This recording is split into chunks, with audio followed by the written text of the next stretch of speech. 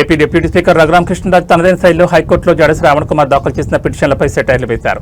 Court సమయాన్ని వృధా చేస్తూ ఇప్పటికే 5 సార్లు కంటెంప్టెడ్ పిటిషన్లు వేయడం విడ్డూరంగా ఉందన్న ఆయన ఆ పిటిషన్లలో ఎలాంటి బలం లేదని కోర్టు స్పష్టంగా తేల్చి చెప్పిందని గుర్తు చేశారు. 1932 డాక్యుమెంట్ల ప్రకారమే అది ఆలయ భూమి అని నిర్ధారణ అయిందని, అయినా కావాలని ఇబ్బంది పెట్టేలా పిటిషన్లు వేయడం సరికాదని హితో పలికారు. పిటిషన్లు వేసిన వ్యక్తిపై గతంలో ఉన్న పలు కేసులు, బార్ కౌన్సిల్ పరిధిలోని అంశాలను ప్రస్తావిస్తూ ఇదంతా కేవలం రాజకీయ లబ్ధి కోసమే చేస్తున్నారని విమర్శించారు. అందరికీ నమస్కారం. మళ్ళీ ఆ పిచ్చి పొగ్లక్ చెప్పక తప్పట్ల 5వసారి అంటే గతంలో వేశాడు పిటిషను, కంటెంప్ట్ పిటిషన్ వేస్తే అది సుప్రీంకోర్టు గతంలో 2009లో ఇచ్చిన నిబంధనలకు విరుద్ధంగా ఇక్కడ జిల్లా యంత్రాంగం మరియు మున్సిపల్ యంత్రాంగం విరుద్ధంగా వ్యవహరించింది అన్న దాని మీద ఏదైతే రిట్లు వేశాడో, ఏదైతే పిల్లు వేశాడో ఆ కంటెంప్ట్లో అసలు పస లేదురా బాబు అని చెప్పి రిజిస్ట్రీ కూడా అది పెండింగ్లో ఉంచితే ఈరోజు మళ్ళీ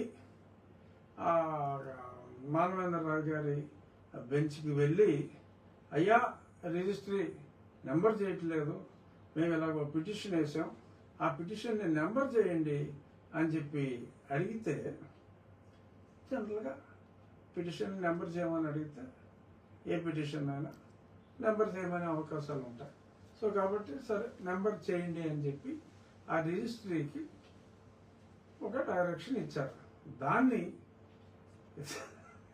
ఇతడేదో పెద్ద వాదించేసినట్టు ఆ వాదించేస్తే ఇతని వాదనలకు ముగ్ధులై రఘురామకృష్ణరాజుకి పెద్ద షాక్ అట. ఆడికాడే రాసేసుకుని ఆడు సోషల్ మీడియాలో వేసేసుకుని ఇంకేదో సునకానందం అంటారు.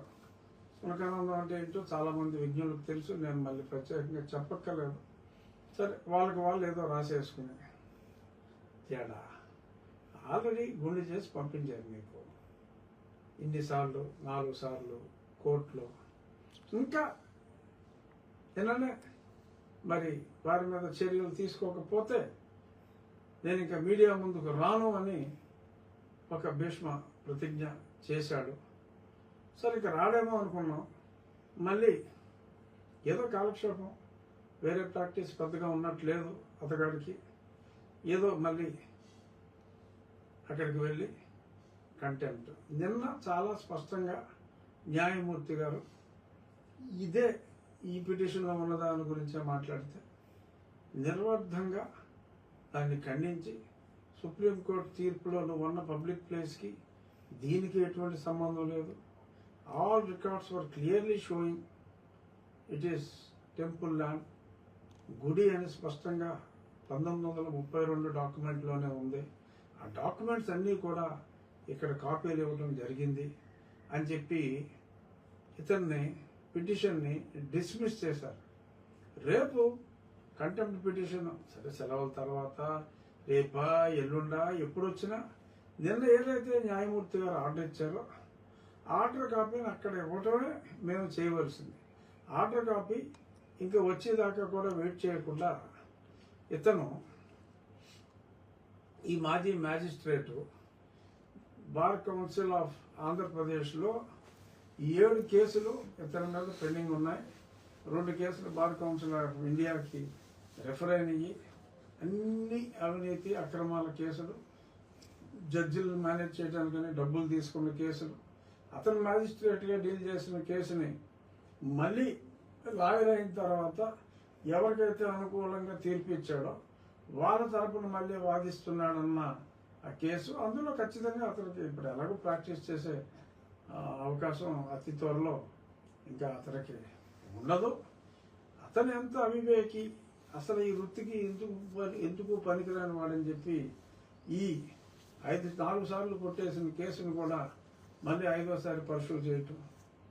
సరే మళ్ళీ ఈ కేసును కూడా తీసుకుని సుప్రీంకోర్టుకి వెళ్తే మటుకు ఇక్కడ కొంచెం పేషెన్స్ ఎక్కువగా ఉన్నట్టుంది. కోర్టు సమయాన్ని వృధా చేసిన ఇతను భరిస్తున్నారు. మరి సుప్రీంకోర్టుకి వెళ్తే కనుక ఖచ్చితంగా ఇతనికి పెనాల్టీ కూడా వేసి చాలా తగిన విధంగా ఉంటుంది.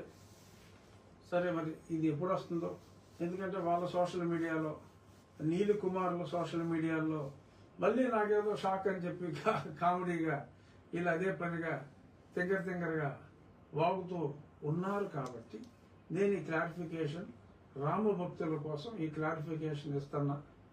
అదంతా just need not bother. It's a stupid petition. That petition will not be entertain. We are going to file. ఏదైతే నిన్న న్యాయమూర్తి గారు ఇచ్చిన తీర్పు ప్రతి ఉందో అది వస్తుంది ఈరోజు, బహుశా లేకపోతే రేపు. ఆ తీర్పు ప్రతి అక్కడ ఇవ్వటం, దాంతో దేర్ ఇస్ నో కంటెంప్ట్. అన్ని అనుమతి ఇచ్చే అధికారం వాళ్ళకు ఉంది. అతను ఏదో వేరే ఆర్డర్ని అతను హెల్యూజినేషన్లో ఏదో ఊహించుకొని దాన్ని అదే పనిగా కోర్టు సమయాన్ని వృధా చేస్తున్నాడు తప్ప. సరే, మనకు వచ్చే నష్టమే ఉంది. అన్యమతస్థుడు, అతను దళిత క్రైస్తవులకి మన రామాలయం అంటే పడతలేదు. సో కాబట్టి అదే పనిగా పదే దాడి చేస్తున్నాడు. ఎన్ని దాడులైనా చేసుకోమ్మా జడ. మీ నీలి కుమారులు ఎంతమంది, వాళ్ళకి ఇంకెంతమంది కలిసినా మా రామ భక్తుల ముందు మీకు పరాజయం పరాభవం రెండు తప్పవు అని చెప్పి మీకు మళ్ళీ తెలియజేస్తూ, ఎస్ గిరి గీసేసావు, ఇంకా ఎంతలాగా ఏమీ లేకుండా ఇన్నిసార్లు ఇసిపించేస్తూ ఉంటే తిరిగి నేను కూడా రిటార్డ్ ఇవ్వాల్సిన అవసరం కల్పిస్తున్నావు. జడ ఓ నీలి కుమార కల్పిస్తున్నావు, తప్పట్లేదు. సరే, ఈ ప్రయత్నాలు నువ్వు చేయి. ఇది ఎలాగో కొట్టించేస్తాం, ఎలాగో కొట్టేస్తారు, పసలేదు.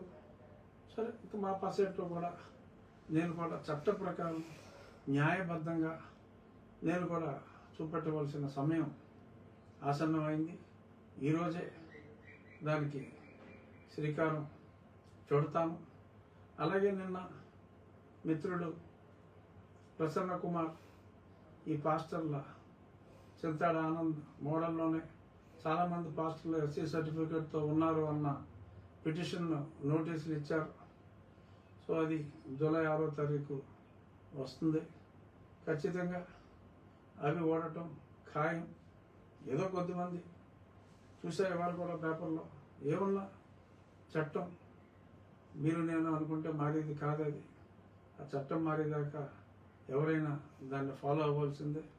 ఇక అందరూ కూడా కొందరు బట్టలు చింపేసుకుని స్వయం శక్తితో ఏ కులం పేరు ఎత్తకుండా, ఏ మతం పేరు ఎత్తకుండా అన్ని కులాలని అన్ని మతాలని గౌరవించే Tamil hero Vijay chief minister అయితే, ఇక్కడ కొంతమంది మరి అతను మా దళితుడు అని చెప్పి బట్టలు చెప్పేసుకుంటున్నారు. అయ్యా, Vijay grand father took Christianity. He was a Catholic Christian. Jaganmohan Reddy గారి లాగా ప్రొటెస్టెంట్ కూడా కాదు. అతను దళిత జాతికి చెందినవాడు కాదు. వారి తాతలు వేలియార్ పిల్లై ల్యాండ్ లార్డ్స్, శ్రీలంక, తమిళనాడు ఆ ప్రాంతాల్లో ఎప్పటి నుంచో. ఎందుకంటే చోళ ఆ టైంలో ఈ పర్టికులర్ కమ్యూనిటీ శ్రీలంకలో కూడా ఉన్నారు. సో ఆ కుటుంబం నుంచి వచ్చిన వ్యక్తి. వారి తల్లిగారు శోభ గారు బ్రాహ్మణులు. అయినా ఇది చెప్పవలసి రావటం దురదృష్టం. ఎందుకంటే విజయ్ ముఖ్యమంత్రి కాబోతున్న విజయ్ గారికి ఇటువంటి పట్టింపు లేదు. కానీ ఒక అబద్ధం పదే మీరు మాట్లాడి ఇప్పుడు ఓబీసీగా కేటగరైజ్ చేయబడింది ఆ పర్టికులర్ కమ్యూనిటీ. వాళ్ళ ఫాదర్ ఎస్ఎస్ చంద్రశేఖర్ కమ్యూనిటీ. ఆయన చక్కగా మరి ఆయన తండ్రి గారు మతం మారారు. ఈయన క్రిస్టియన్ మతం ఉన్నప్పటికీ ఆయన అన్ని మతాన్ని గౌరవిస్తూ చక్కగా బొట్టు పెట్టుకుంటాడు.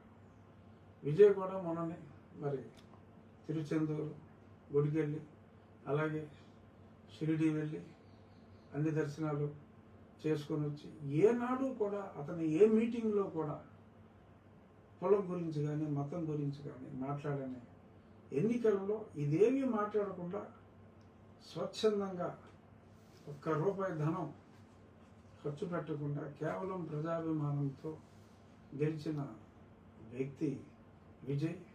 అటువంటి విజయ్ కూడా తనది కాని కులాన్ని, ఈ నీలి కుమారుల కులాన్ని చెప్పి, ఇదిగో అక్కడ ఆయన వచ్చేసాడు, ఇక్కడ మేము వచ్చేస్తున్నాం, నీకున్న 20%తో నేను వచ్చేస్తున్నాను, ఇంకెవరి ఓట్లు మాకు అక్కర్లేదు, ఇంకెవరిని మేము కలుపుకోవాల్సిన అవసరం లేదు, ఇంకెవరిని మేము గుడి కట్టుకోలేము, ఇంకెవరిని మేము ఏమీ చేయలేము, మా చర్చి కట్టుకుంటే ఎవరు అడ్డం రాకూడదు, మీ గుడి కట్టుకుంటే మేము మిమ్మల్ని కట్టుకోలేము అంటూ ఇలాగ తెంగర పిచ్చి పిచ్చి కేసులు మీరు వేసుకుంటూ ఉంటే మిమ్మల్ని సరే మేము గౌరవించే, మీరు ప్రేమించే ఆ క్రీస్తే మిమ్మల్ని కాపాడాలని మనస్ఫూర్తిగా కోరుకుంటూ మరొక్కసారి పరాజయానికి, పరాభవానికి